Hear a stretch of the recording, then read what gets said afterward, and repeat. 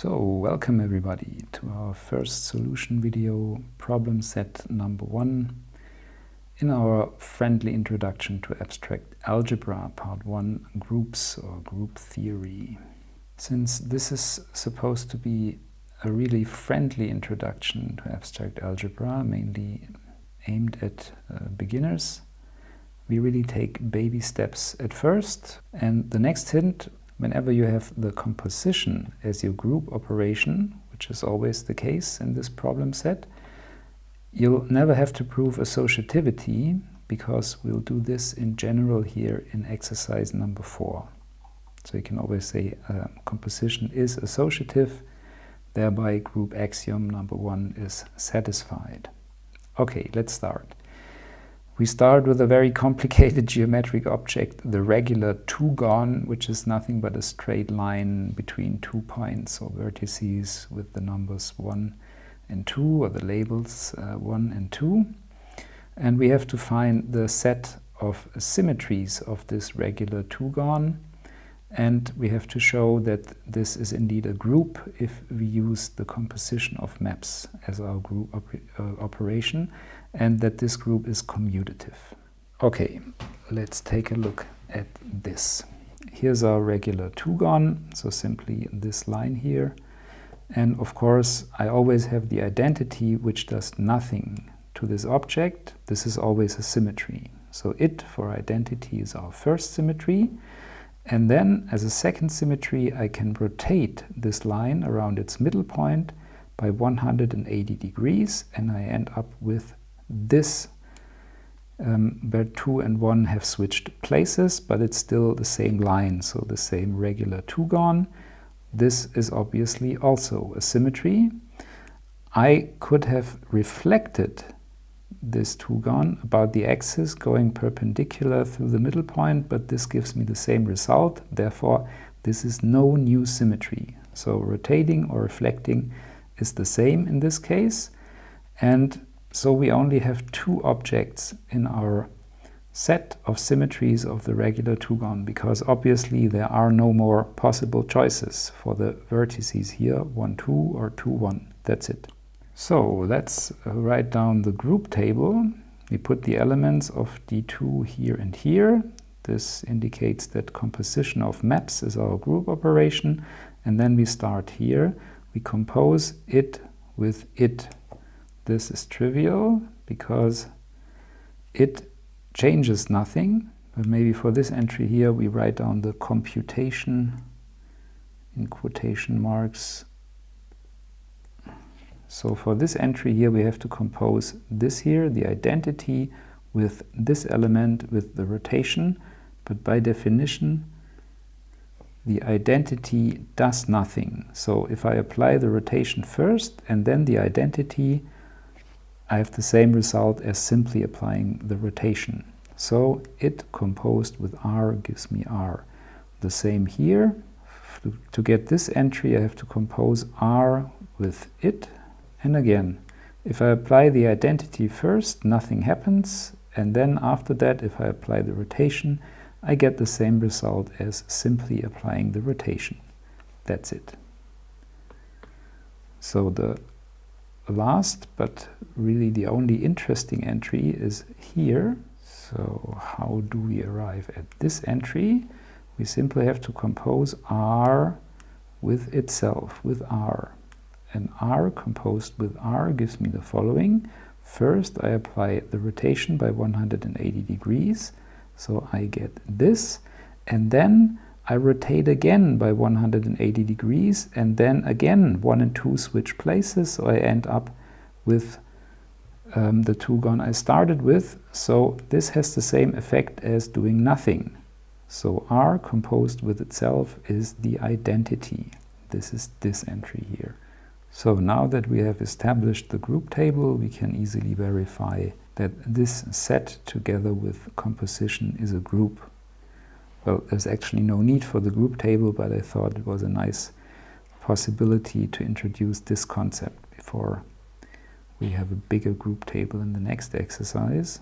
So first of all, we see here, no matter how we compose the elements of D2, we always end up with another element of D2, which means D2 is actually closed under composition. This is very important, otherwise this here is no inner operation on this set. If, for example, here R composed with R would give me something different, which is not a symmetry, I would fall out of the set D2. So never forget to check if your set is actually closed under the operation that you consider. So group axiom 1, as mentioned before, we do not have to check because composition is always associative. Group axiom number 2 states that there must be a neutral element. Obviously this is the identity, because if I compose with the identity, nothing changes from either side. So here and here. So we have a neutral element, so axiom G2 is satisfied. Then axiom G3 states every element must have an inverse element. Well, the identity is always itself. Well, the identity has always itself as its inverse, because it applied after it gives me it. And the inverse of the rotation is also the rotation. Why? Because here, you see, R composed with R gives me the identity, which is exactly the definition of the inverse. If I apply this element and then another element and end up with the identity, then this element here is the inverse. Actually, I need to apply it from both sides, but this is redundant here because it's the same element. So this simply means the inverse of the rotation is the rotation itself. And finally, we see in this table that our composition here is commutative because, well, this table here is symmetric to this diagonal. And actually, the only two elements that could be different are those, but I compose with the identity, so trivially here I get the same result. So actually every group of order 2, shortly we will see that there is actually only one up to isomorphism must be commutative. Okay, for completeness I wrote down group axiom 1, but I've mentioned it before already. Composition of maps, or here in this case symmetries, which are nothing but maps, is associative. We have satisfied all the axioms for a group, and we have seen that it is actually a commutative group. And this is the easiest, simplest group one can imagine, besides the group that consists only of the identity, which is even less interesting. Okay, next exercise. In this week's lesson we have learned about D3, the symmetry group of the regular trigon, which is nothing but an equilateral triangle. And here we are supposed to write down the group table of D3 and explain how we can find the inverses in this group table and how we can see in the group table, or by looking at the group table, that this group is non-commutative. Okay. Here it is. As explained in exercise 1, we are doing the following. We write down all the elements of our group. Here the identity, then the rotation by 120 degrees, rotation by 240 degrees, and the 3 reflections about the 3 symmetry axes of the triangle. Here the same.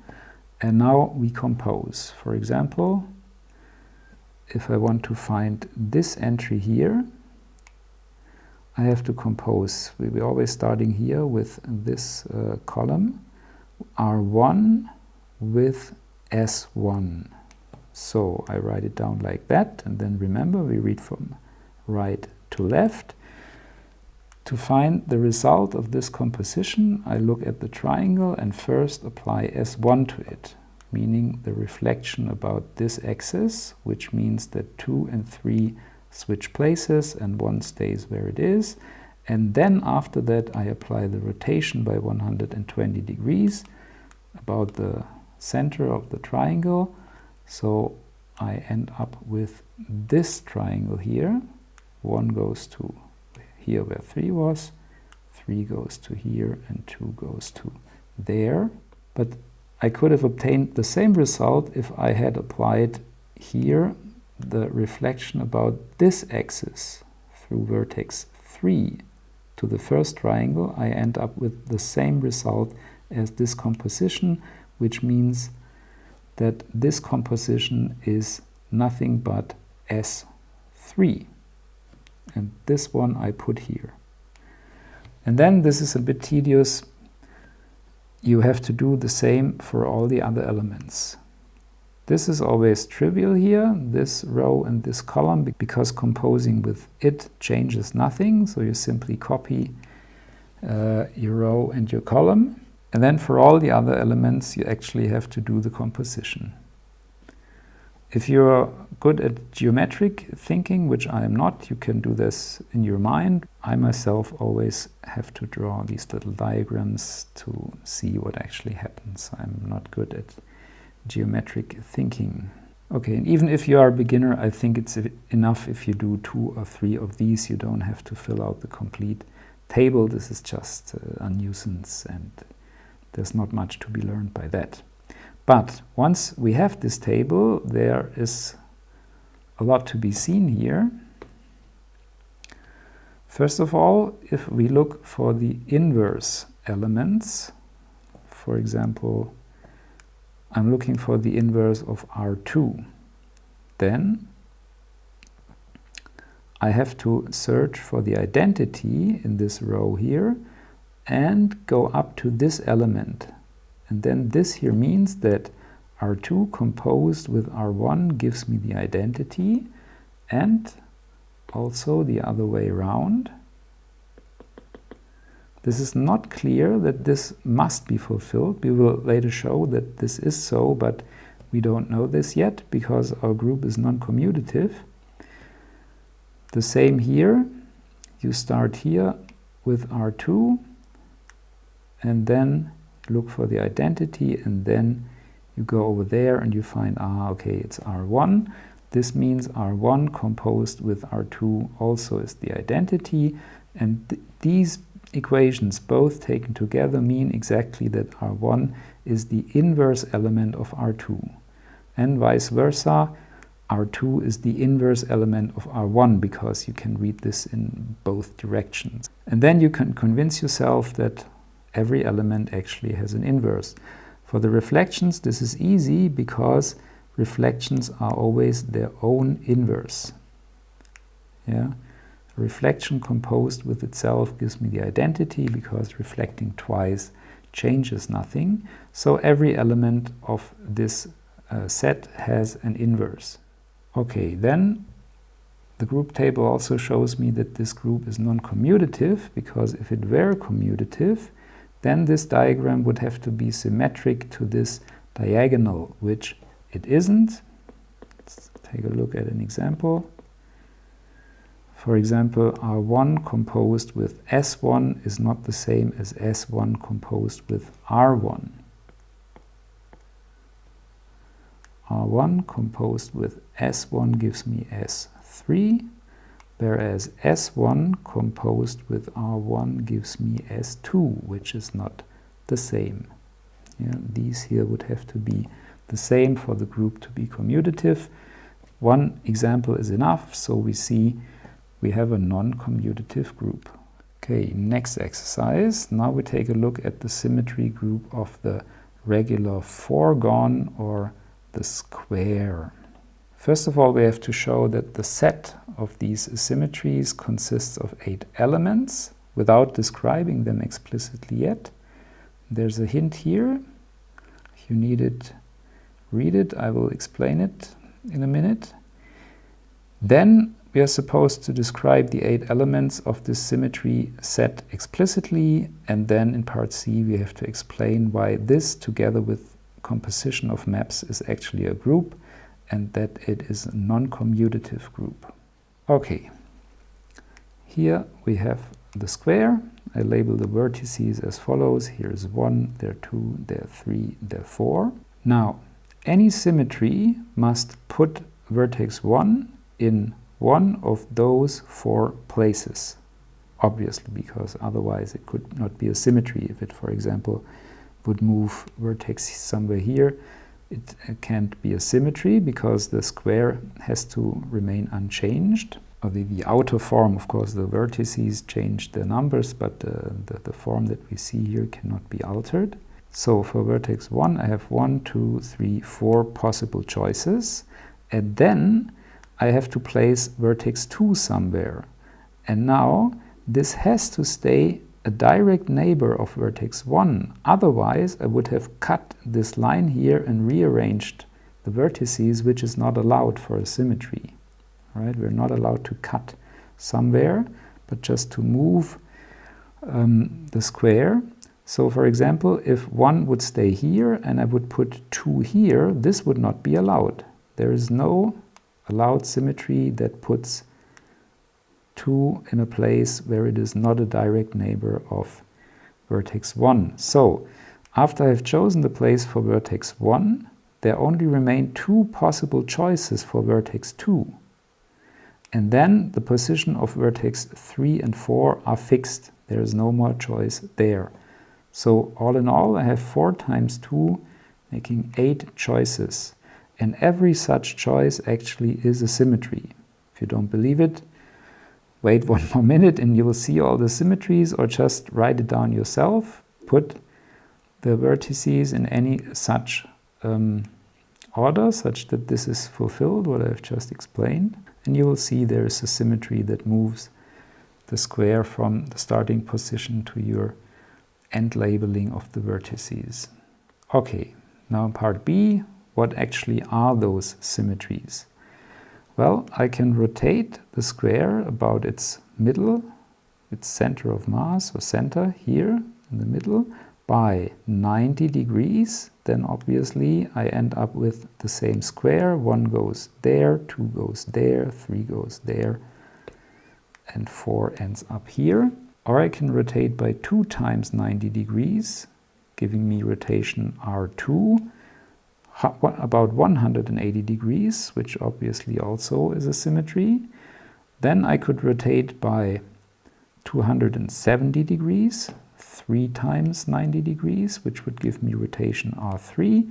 And in the end, if I have rotated by 4 times 90 degrees, which is 360 degrees, I end up with the same square with the same labeling of the vertices. So this here is nothing but the identity. So you could say, well, this is not really a rotation, so I only have 3 proper rotation and the identity, if that makes you more comfortable.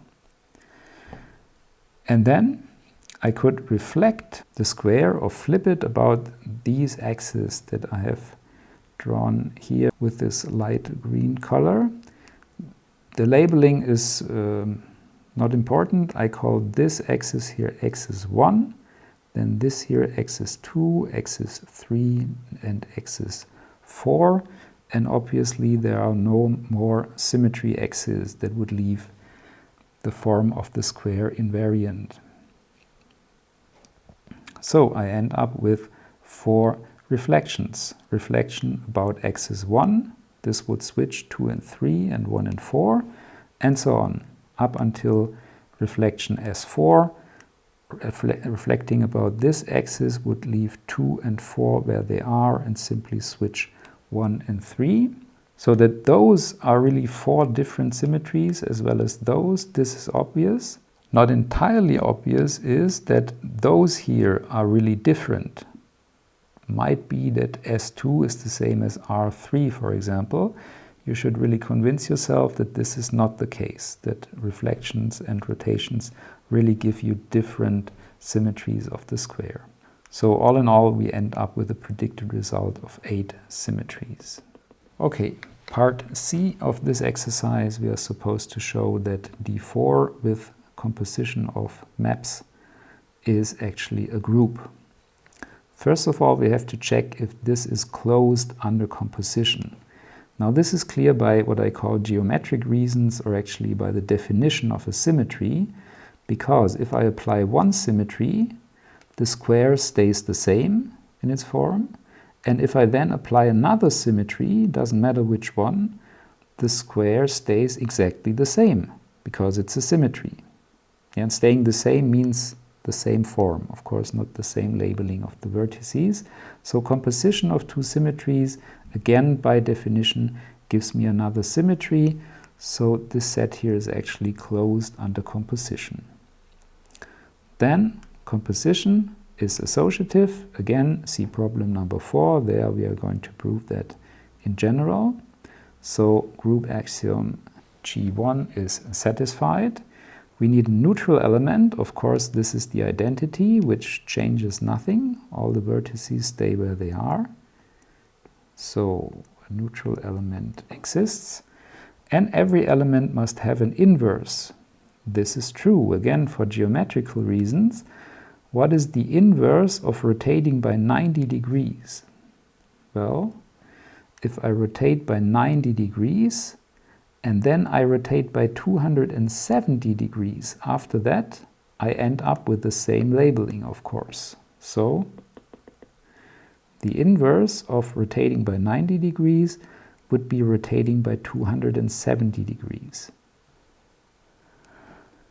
And for the reflections, it's even easier because every reflection, here this I means can be any number between 1 and 4, any natural number.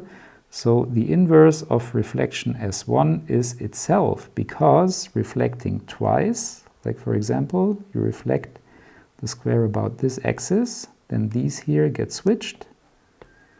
If you reflect again, those get switched again, and you end up with the same square, with the same labeling. So every reflection is a self-inverse, because it's its own inverse.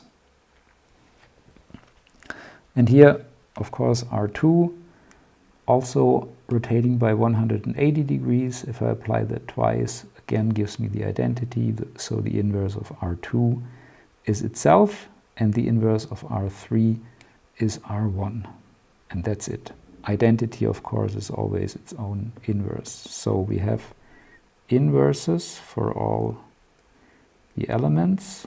And that actually means D4 together with composition of symmetries is a group, because all the group axioms are fulfilled. Now to see that it is a non-commutative group, we do essentially the same as in the exercise before. We take a look, for example, at R1 composed with S1. Here I have the square I start with, then I apply, remember, from right to left, I apply S1 first, which gives me this here, because I reflect about this axis, so those are switched and those, and then I rotate here by 90 degrees. So I end up with this square with this labeling, but this is the same as reflecting about axis 2, because 1 and 3 stay in the same place and 2 and 4 are switched. So the composition R1 composed with S1 gives me S2. But if I change the order and compose S1 with R1, I end up with S4, which is not the same. So this shows that this group is non-commutative. To see this, simply do the same in the reversed order. First you rotate by 90 degrees, so you get this here, and then you reflect about axis 1. Axis 1 always stays here, it does not wander with the vertex labeled with 1, this is important. So you switch those two, and then you see you could have obtained the same result from here to here if you had reflected about axis number 4, because 4 and 2 stay in the same place and 1 and 3 switch places. So we have an example of a non-commutative group of order 8, group with 8 elements. Okay, final exercise of this first problem set. We are actually supposed to show that composition of maps is associative. This is important to do once in your lifetime and then forget about it or simply accept it, because it's just a nuisance to write down. If you have understood what composition is, then this should not be too hard, but if you're a beginner, it is possible that you struggle here or get stuck in the proof somewhere, and this is okay. Yeah, this might take some time for your brain to get used to abstract stuff like this. So we take any set and we take maps from A to itself, F, G and H. And if you're not familiar with this general setting, always think of the case where the set is the real numbers. This you should know from school. Then a map between the real numbers is simply what we used to call a function in high school. Okay? Maps are just generalization or generalized functions, if you wish. And then we are to show that this here is true. So, no matter where I put the parentheses, the result is the same. And without this hint or instruction, this might actually be hard if you try for the first time to do something like that. So, first we have to define what does it mean that two maps are equal. The maps I call U and V because these letters are already taken. So what does it mean that two maps are equal? Well, it means whichever element from A I plug in, it must give the same result. So if this here is true, and this is important for all elements, small a of capital A, if this is true, then the maps are equal. So we abbreviate the map on the left-hand side by U, and the map on the right-hand side by V, and then we have to show that U is equal to V by simply showing that whatever element of A I plug in, it gives me the same result. And that's it. So, let U be as defined in the exercise, the composition of F with G in parentheses and then composed with H, and then we plug in any arbitrary element of the set A. So, now here in orange you see we first have to use this composition. This is the outer composition because we have the parentheses here. What does it mean? Well, it means evaluate this function here, not at A, but at H of A. This is what you see here. Okay? If you do not understand it, please pause the video or click back until you understand this. This is very important. Now for the next composition, F composed with G, evaluated at this element here. What do I have to do? Sorry, this shouldn't be orange, but well. We have to plug in this into G and then evaluate F at the result. So this is what we have here. So in this light blue, F evaluated at G of H of A. That's the result of this here. So U of A is this here. Now if we obtain the same result, if we evaluate V at A, then we are done. Okay, it's almost the same, but this time we need to apply this composition first, because this is the outer composition, because now the parentheses are here.